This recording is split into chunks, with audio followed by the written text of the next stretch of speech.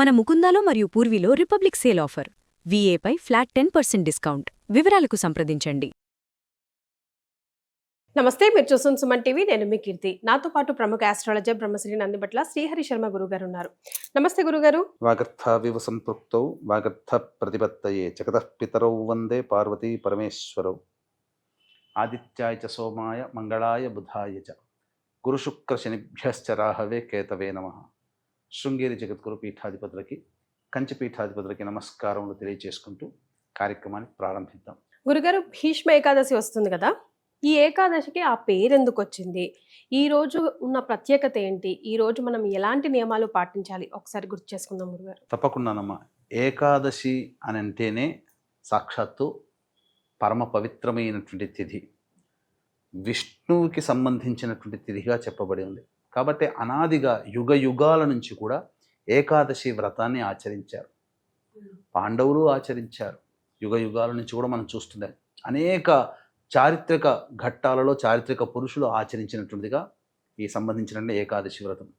ప్రతి నెలలో 2 ఏకాదశులు వస్తాయి. అలాగే మాఘమాసంలో శుక్లపక్షంలో వచ్చే ఏకాదశికి భీష్మ ఏకాదశిగా నామాంతరం చేయబడింది. కారణం ఏంటంటే, వృద్ధ పితామహుడు, మనకందరికీ తాత అయినటువంటి వాడు, ఆజన్మ బ్రహ్మచారి, ఇచ్చిన మాటకి కట్టుబడి నిలిచి ఉండేటువంటి మహోన్నతమైనటువంటి స్వభావం, అనేక ధర్మశాస్త్రాలలో దేవతలకి సైతం ఆ యొక్క అనుమానాలు సందేహాలు వస్తే భీష్ముడి దగ్గరకు వచ్చి నివృత్తి చేసుకున్నారంట. అంతటి మహానుభావుడైనటువంటి భీష్ముడు మరణించినటువంటిది తిథి భీష్మాష్టమి. ఆయనకి గుర్తింపుగా ఏకాదశిని భీష్మ ఏకాదశిగా శ్రీకృష్ణుల వారే రూపాంతరం చెందించారు. శ్రీకృష్ణుల వారి నోటనే ఈనాటి నుంచి ఈ మాసంలో మాఘమాసంలో శుక్లపక్షంలో వచ్చే ఏకాదశి నీ నామముగా భీష్మ ఏకాదశిగా ప్రసిద్ధికి ఎక్కుతుంది అని చెప్పి భీష్ముడికి వరం ఇవ్వడం జరిగింది. అంటే చాలామంది అనుకుంటుంటారు, మనకు భీష్ముడు అష్టమి రోజున కదా మరణించింది, మరి ఏకాదశి రోజున విష్ణు సహస్రనామ పారాయణం అనేటువంటిది ఎందుకు ఉద్భవించింది అని చెప్పి. అంటే వీక్షించేటువంటి మన సుమన్ టీవీ ప్రేక్షకులకు కూడా తెలియాల్సినటువంటిది ఏంటంటేనమ్మా, ఈ రోజున ఖచ్చితంగా భీష్ముడిని స్మరించుకోవాలి. ఎందుకంటే మనం రుణపడి ఉన్నాం ఆయనకి, అందులో సందేహమే లేదు. ఎందుకు రుణపడి ఉన్నాము? ప్రేక్షకుల్లో 100కి 99% మంది విష్ణు సహస్రనామ పారాయణం చేసి ఉంటారు కదా, విష్ణు అష్టోత్తరం. ఇవన్నీ ఎక్కడి నుంచి వచ్చాయి? ఏ దేవుడో బ్రహ్మ రాయలేదు.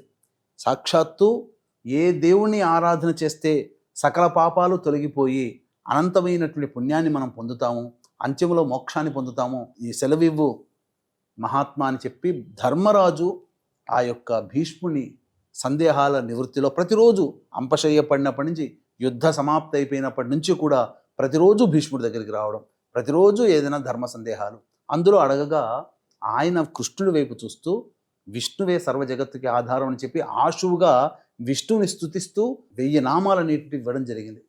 అవే విష్ణు సహస్రనామ పారాయణం. కాబట్టి భీష్ముడే లేకపోతే విష్ణు సహస్రనామమే చదివేవాళ్ళం కాదు.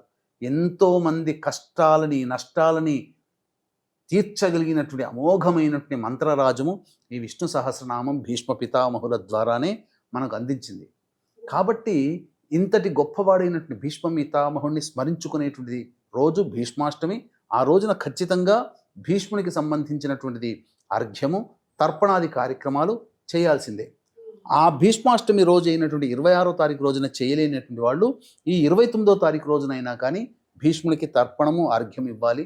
ముఖ్యంగా దీనికి సంబంధించినటువంటి గాథ ఏంటంటే, ఇంద్రుని సభలో పులోమాన్ అనేటువంటి ఒక గంధర్వుడు గానం చేస్తుండగా పుష్పవతి అనేటువంటి ఒక అప్సరస నాట్యం ఆడుతుంటే ఈ గంధర్వుడికి పుష్పవతి మధ్య ప్రేమాయణం సాగుతుంది. తన ప్రేయసి యొక్క అందాన్ని చూసి మైమర్చిపోయి తన యొక్క గానములో అపస్వరాలు దొర్లాయి. ఇదంతా నీవు ఆమె మీద లగ్నం చేయడం వల్ల అపస్వరాలు దొర్లాయి అని చెప్పి ఇంద్రుడు శపించి పిశాచయోనిలో పడిపోండి అని చెప్పి వాళ్ళిద్దరిని ఆ విధంగా పిశాచయోనిలో పడే విధంగా శాపాన్ని ఇస్తాడు. అంతటా రౌరవాది నరకాన్ని తలపించే పిశాచయోనిలో ఉన్నటువంటి వాళ్ళకి అనేక బాధలు ఈది బాధలు కలుగుతూ చెప్పరానటువంటి బాధలతో ఉన్నటువంటి వాళ్ళు అనుకోకుండా ఈ ఏకాదశి మాఘ శుక్ల ఏకాదశి తిథి రోజున వాళ్ళు ఉపవాసించడం, జాగరణ చేయడం, ఆ శరీర బాధలకి తట్టుకుంటూ నిద్ర రాక జాగరణ చేయడం, ఆ రోజున ఎటువంటి ఆహారం వారికి లభించకపోవడం వల్ల ఉపవాసాన్ని పొందిన పుణ్య ఫలితం, ఇవన్నీ జరగడం వల్ల వాళ్ళకి విష్ణు భగవానుడు ప్రత్యక్షమై పిశాచ యోని నుంచి వారికి మోక్షాన్ని ప్రసాదించాడు. కాబట్టి ఇది చాలా గొప్పదైనటువంటిది భీష్మ ఏకాదశి. కాబట్టి ఈ రోజున పసుపు రంగు బట్ట పైన చక్కగా విష్ణు ప్రతిమని కానీ లేదా కలశాన్ని కానీ పెట్టి చక్కగా ఆ కలశంలో కొబ్బరికాయని మంచినీటిని తదనంతరం కొబ్బరికాయ పెట్టి విష్ణు స్వరూపముగా భావించి గణపతి యొక్క ప్రార్థన చేసుకుని పంచోపచారము కానీ షోడశోపచార విధంగా విష్ణు పూజ అనేటువంటిది చేసి ఆవు నేతితో దీపారాధన చేసి విష్ణు సహస్రనామ పారాయణం చేయాలి. దీనికి ముందుగా దశమి తిథి రోజునే ఉపవాస నియమాన్ని పాటిస్తూ దశమి తిథి రోజునే మద్యపానము, ధూమపానము, మాంసాహార నిషేధము, భూషయనం దశమి తిథి రోజున చేయడం, 28వ తారీఖు రోజున, 29వ తారీఖు రోజున చెప్పిన విధంగా పూజ ఆచరించి ఆ రోజంతా నిరాహారంతో ఉండి ఏదైనా డ్రై ఫ్రూట్స్, పండ్లు, పాలు పదార్థాలు తీసుకోవచ్చు శరీరాన్ని నిలుపుకోవడానికి.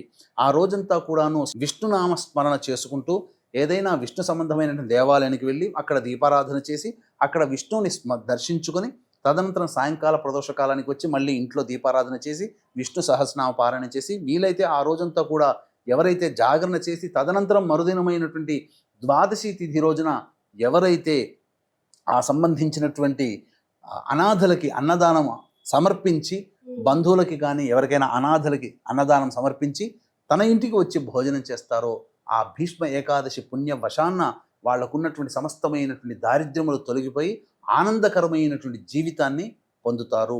ఈ రోజున మోక్షాన్ని ప్రసాదించినటువంటి దేవత ఆ యొక్క విష్ణు భగవాను ద్వారా మనకు వచ్చినటువంటిది భీష్మ ఏకాదశి. అయితే ఈ భీష్మ ఏకాదశి రోజున ఇంతకుముందు మనం చెప్పుకున్నట్టుగా ఈ రోజున ఎవరైనా కానీ అనగా అష్టమి భీష్మాష్టమి రోజున సంబంధించి తర్పణము భీష్ముడికి ఇవ్వాలి. కనీసము భీష్మాష్టమి రోజున ఇవ్వకపోతే కనీసం ఈ భీష్మ ఏకాదశిగా చెప్పుకునేటువంటి ఈ 29 జనవరి తారీఖు రోజున తర్పణము అనేటువంటిది భీష్ముడికి వదలాలి. ఏ విధమైనటువంటి వదలాలి అని అంటే సంకల్పం చేసుకోవాలి. మమ ఉపాత్త సమస్త ధృతక్షేద్వారా అని చెప్పి యజ్ఞోపవీత ధారణ ఉన్నటువంటి బ్రాహ్మణ, వైశ్య, క్షత్రియ, పద్మశాలి, విశ్వబ్రాహ్మణ గోత్రం ఉన్నటువంటి వాళ్ళందరూ కూడా సంకల్పం చేసుకుని భీష్మ ఏకాదశి పర్వదిన పుణ్య సమయే భీష్మ తర్పణార్ఘ్యం కరిష్య అని చెప్పి నీళ్లు వదలాలి. లేదు మాకు అవన్నీ లేవండి, మాకు అవన్నీ తెలవవు అనుకున్నటువంటి వాళ్ళు మధ్యాహ్నం ఎవరైనా కానీ మధ్యాహ్నం 12 గంటలకి ఇంట్లో కాకుండా బయట ప్రదేశంలో ఒక శుభమైనటువంటి స్థానంలో ఉండి భీష్ముడికి చక్కగా ఈ యొక్క సంకల్పం చేసుకుని ఏ విధంగా మనసులో నమస్కారం చేసుకుని భీష్ముడికి వివాహం కాలేదమ్మా, మనమందరం కూడా ఆయన యొక్క వారసులమే కాబట్టి బాధ్యత మనది.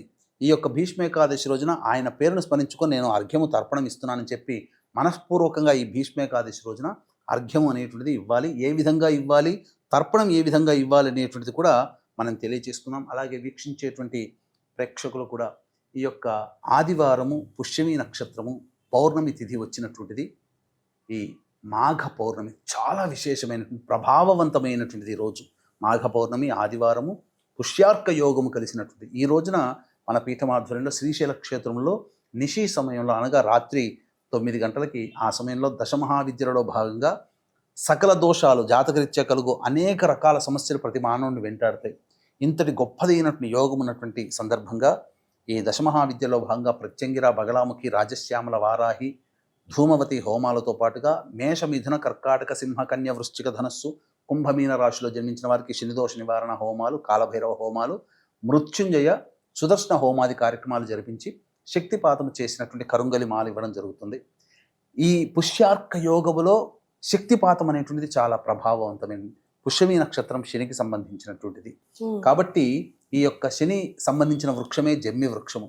ఈ సందర్భముగా ఈ యొక్క సంబంధించినటువంటి కరుంగలి మాలను శక్తిపాతం పుష్యార్క యోగంలో చేసి ఇవ్వడం ద్వారా అమోఘమైనటువంటి మంత్ర ప్రభావము, మహత్యము ఆ మాలకి వస్తుంది. కాబట్టి అందరికీ కూడా సామాన్య మానవులు కూడా ఈ మాలను అందించే ఉద్దేశంతో ఈ కార్యక్రమం రూపకల్పన చేయడం జరుగుతుంది. అవకాశం ఉన్న వాళ్ళు కార్యక్రమ తదనంతరం కాంటాక్ట్ చేసి మీ గోత్రనామాదులు నమోదు చేసుకోవచ్చు. ఇక అర్ఘ్యం అనేటువంటిది మొట్టమొదలు ఆ సంబంధించినటువంటి తర్పణాలు భీష్ముడికి వదలాలి. భీష్మ ఏకాదశి రోజున ఎలాంటి తర్పణం వదలాలి అని అంటే తండ్రి ఉన్నవాళ్ళు, తండ్రి లేని వాళ్ళు కూడా వదలవచ్చు.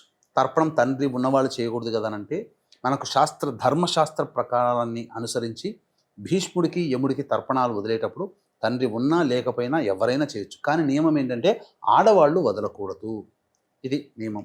కాబట్టి మొట్టమొదలు తర్పణం వదలాలనుకున్నప్పుడు మన యొక్క జంధ్యాన్ని బ్రాహ్మణులు యజ్ఞోపవీతం ఉన్న వాళ్ళైతే, లేకపోతే యజ్ఞోపవీతం లేని వాళ్ళు చక్కగా నీరు తీసుకొని, యజ్ఞోపవీతం ఉన్న వాళ్ళైనా యజ్ఞోపవీతం లేని వాళ్ళైనా, యజ్ఞోపవీతం కనుక అర్హత ఉంటే మన కుడి చేతికి 3 సార్లు చుట్టుకొని, ఏది యజ్ఞోపవీతాన్ని బొటన వేలికి చుట్టుకొని, అప్పుడు చేతిలో నీళ్లు తీసుకొని ఫస్ట్ అర్ఘ్యం ఇవ్వాలి.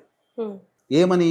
వైయాఘ్రపాద గోత్రాయ సాంకృత్య ప్రవరాయ చ గంగాపుత్రాయ భీష్మాయ ప్రదాస్యేహం తిలోదకం అపుత్రాయ దదామ్యేతత్ సలిలం భీష్మవర్మణే భీష్మవర్మణే తర్పయామి భీష్మవర్మణే తర్పయామి భీష్మవర్మణే తర్పయామి అని ఇలా వదలాలి.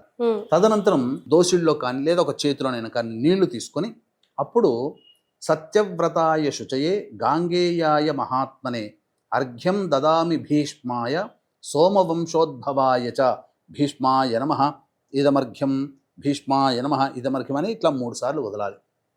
తరువాత మళ్ళీ దోసిట్లో నీళ్లు తీసుకొని వసూనామవతారాయ శంతనోరాత్మజాయ చ అర్ఘ్యం దదామి భీష్మాయ ఆజన్మ బ్రహ్మచారిణే భీష్మాయ నమః ఇదమర్ఘ్యం భీష్మాయ నమః ఇదమర్ఘ్యం అని చెప్పి తదనంతరం భీష్ముడికి నమస్కారం చేయాలి. ఆ భీష్మ ఏకాదశి ఎలాంటి నమస్కారం చేయాలంటే, భీష్మ శాంతనవో వీర సత్యవాదీ జితేంద్రియ అభిరద్భిరవాప్నోతు పుత్రపౌత్రోచితా క్రియా. ఈ శ్లోకముతో భీష్ముడికి నమస్కారం చేసుకుంటే ఆ ఏకాదశి రోజున, అంటే భీష్మాష్టమి రోజున వదలలేని వాళ్ళు ఈ భీష్మ ఏకాదశి రోజునైనా వదలాలి. ఎందుకు దీన్ని భీష్మ పంచకము అని అన్నారంటే, మనకు పంచప్రాణాలు అంటారు. ప్రాణ, అపాన, వ్యాన, ఉదాన, సమాన. ఈ 5 ప్రాణాలని ఒక్కొక్క రోజుకు ఒక్కొక్క ప్రాణాన్ని వదులుతూ ద్వాదశి రోజున పూర్తిగా నిర్జీవుడయ్యాడు అని చెప్పి మనకు ఆ సంబంధించినటువంటి మహాభారతంలో చెప్పబడి ఉంది. మాఘ అష్టమి రోజున ప్రాణం వదులుకుంటూ అష్టమి, నవమి, దశమి, ఏకాదశి, ద్వాదశి రోజున సంపూర్ణముగా నిహతుడయ్యాడు ఆ భీష్మ పితామహుడు అని చెప్పి మనకు చెప్పబడి ఉందమ్మా. కాబట్టి భీష్మ పంచక వ్రతం అనేటువంటిది ఈ భీష్మాష్టమి నుంచి మొదలుకొని 5 రోజుల పాటు తర్పణాలు వదలవచ్చు. భీష్మాష్టమి రోజున వదలాలి. ఏది వదలకపోయినా భీష్మ ఏకాదశి రోజునైనా కానీ వదలమని శాస్త్రం. చాలా సంతోషం గురుగారు. చాలా మందికి తెలియని విలువైన సమాచారాన్ని మంత్రంతో పాటు ఎట్లా చేసుకోవాలి అన్నది కూడా తెలియదు కదా, మరి ఎట్లా చేయాలి అనుకున్న వాళ్ళకి మంత్రంతో సహా ఎక్స్ప్లెయిన్ చేశారు. ధన్యవాదాలు. సర్వం శ్రీ ఉమామహేశ్వర పరబ్రహ్మార్పణమస్తు.